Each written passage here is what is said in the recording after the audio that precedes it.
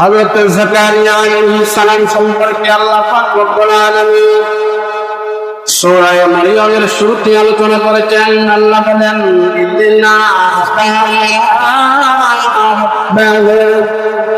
নিদাআল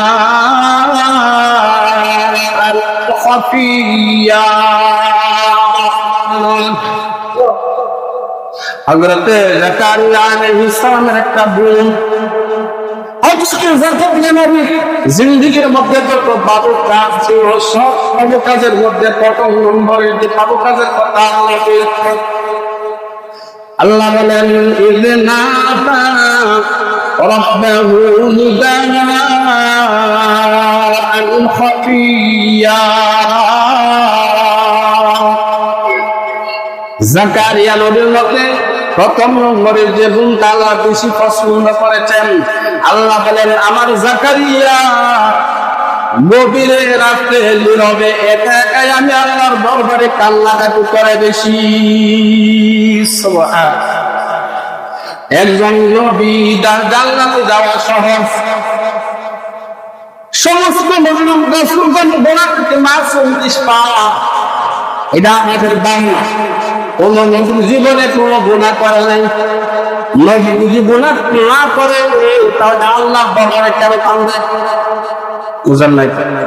নবীরা তো গুনাহ করে নাই, আল্লাহ জানায় দিয়েছেন নবীরা মাসুম, গুনাহ থেকে নিষ্পাপ।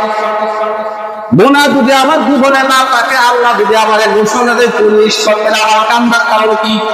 আমি কেন জানবো? কিন্তু আল্লাহ বলেন, এতে না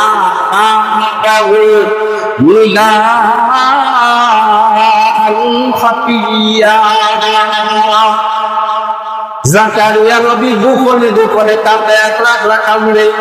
লোক সমাজে যখন চলাফেরা করে তখন হাস্যোজ্জ্বল, কোনো সুবিধা নাই, মানুষ বুঝতে পারে না ওনার মনের মধ্যে একটা কষ্ট আছে, একটা ব্যথা আছে, মানুষকে বুঝবার জন্য দেয় না।